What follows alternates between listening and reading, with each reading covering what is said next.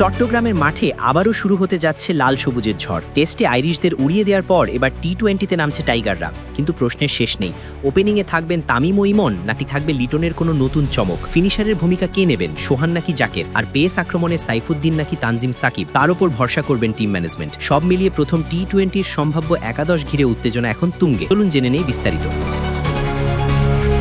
Test সিরিজে আইরিশদের বিপক্ষে বড় ব্যবধানে জয় তুলে নেওয়ার পর এবার বাংলাদেশ ক্রিকেট দলের সামনে নতুন চ্যালেঞ্জ টি-20 সিরিজ। আগামী ২৭ তারিখ চট্টগ্রামের উইকেটে রঙিন পোশাকে মাঠে নামছে টাইগাররা। আর একদম সিরিজ শুরুর আগে অন্যতম আলোচনার বিষয় হচ্ছে বাংলাদেশের সম্ভাব্য একাদশ কেমন হতে পারে। চট্টগ্রামের উইকেট সাধারণত ব্যাটারদের জন্য স্বর্গতুল্য। এই মাঠে রান আসে সহজে, আর তাই আইরিশ হার্ড হিটার পল স্টার্লিংয়ের মতো ব্যাটাররাও এখানে বিপজ্জনক হয়ে উঠতে পারে। ঠিক এই কারণে ওয়েস্ট ইন্ডিজ সিরিজের পর পরিবর্তন আসবে কিনা তা নিয়ে সমর্থকদের মনে রয়েছে নানা প্রশ্ন। তবে বোর্ড এবং টিম ম্যানেজমেন্টের ইঙ্গিত, প্রথম টি-20-তে মাঠে নামবে একটি শক্তিশালী ও ভারসাম্যপূর্ণ একাদশ। ওপেনিংয়ে থাকছেন তানজিদ হাসান, তার সঙ্গে নতুন পার্টনার হিসেবে দেখা যেতে পারে পারভেজ হোসেন ইমনকে। আইরিশ বোলারদের বিপক্ষে এই জুটি আগেও ভালো খেলেছে এবং পাওয়ার প্লেতে বড় শুরু এনে দিতে পারে বলে বিশ্বাস টিম ম্যানেজমেন্টের। তবে আরেকটি বড় পরিবর্তন, এই ম্যাচের ওপেনিংয়ে নামবেন না লিটন দাস, বরং অধিনায়ক হিসেবে তিনি নম্বর 3-তে খেলবেন এবং মিডল অর্ডারের দায়িত্ব সামলাবেন। নম্বর 4-5-এ দেখা যেতে পারে সাইফ হাসান এবং তাওহিদ হৃদয়কে।